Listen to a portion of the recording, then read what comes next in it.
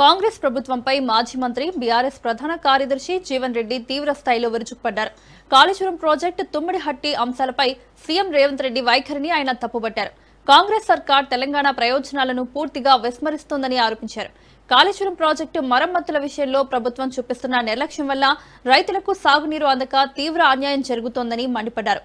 ఉద్యోగాల భర్తీ నుంచి ప్రాజెక్టుల నిర్మాణం వరకు ఎన్నికల్లో ఇచ్చిన ఏ ఒక్క హామీని కూడా కాంగ్రెస్ అమలు చేయలేదని విమర్శించారు.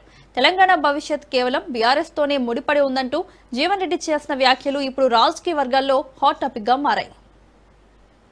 బ్యారేజ్ మరమ్మతులు అని చెప్పంటూ నేను కనీసం ఆ బోర్వెల్స్ కూడా డ్రిల్ చేయలేకపోతుండే అంటున్నా. టెస్ట్ బోర్వెల్ డ్రిల్ చేయలేకపోతుంది. సంవత్సర కాలం పడుతుంది అంటున్నా. మేడిగడ్డ బ్యారేజ్ పియర్స్ ఏవైతే కృంగిపోయినాయో వాటి పునర్నిర్మాణానికి సంబంధించి టెస్టింగ్ కొరకు బోర్స్ వేయాలని చెప్పంటే అది కూడా వేయలేకపోతుందని చెప్పండి. ప్రాణహిత అదే తుమ్మిడి నిర్మాణం చేయవయా సాధ్యంగా ఉట్టిగేందుకు ప్రజలు నీ వైఫల్యాన్ని కప్పిపుచ్చుకునే ప్రయత్నం చేస్తావా? నేను ఒకటే అడుగుతున్నా రేవంత్ రెడ్డి గారిని, దిస్ ఈజ్ ఛాలెంజ్.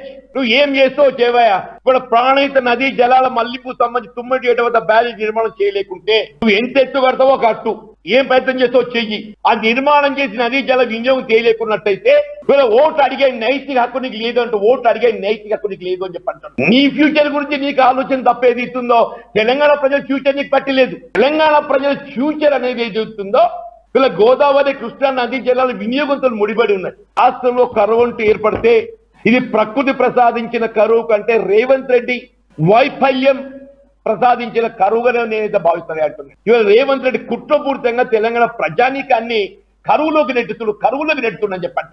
రాబోయే కాలం బీఆర్ఎస్ పార్టీ ఎట్లా వస్తుంది? నువ్వు ఎన్ని కుట్రలు కుతంత్రాలు చేసినా ఇవాళ నువ్వు చివరిదాకా ఉండవు నీకు తెలియదు. కానీ రేపు ఎన్నికలు వస్తే మాత్రం రాబోయే ప్రభుత్వం ఏదైతున్నదో బీఆర్ఎస్ పార్టీ కేసీఆర్ గారు ముఖ్యమంత్రి అనేది ఇది సర్వత్రా వినిపిస్తున్నటువంటి ఒక నానుడి అని చెప్పంటారు.